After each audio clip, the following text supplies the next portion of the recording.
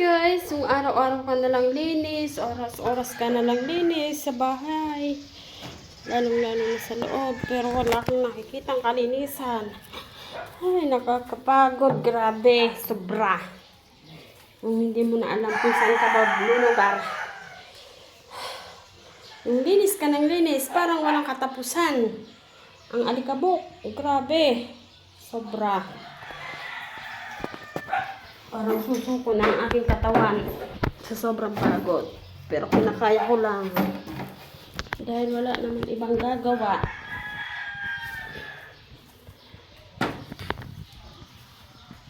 Tulad yan o.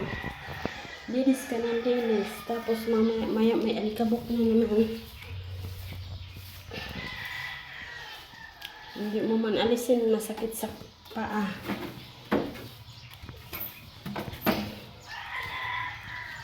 Ako, kailan na matatapos ang pulisin na to? Parang walang katapusan.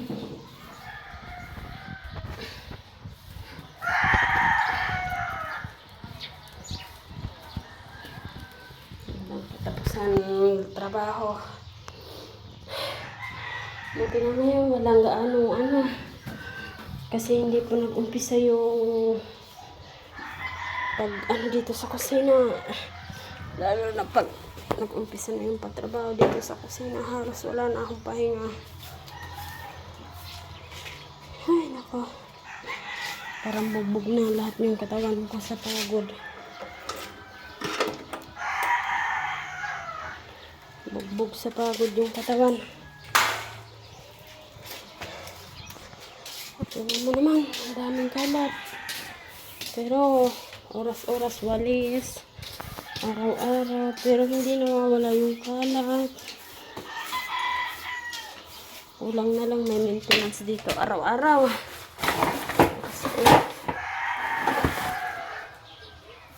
Grabe.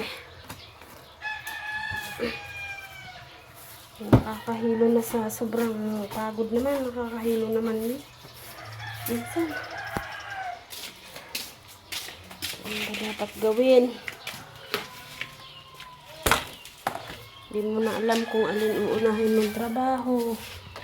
Maya yung tindahan pa.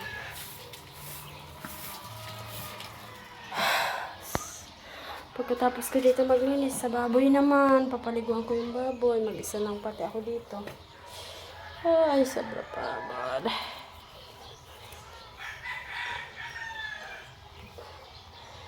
Pagod, guys.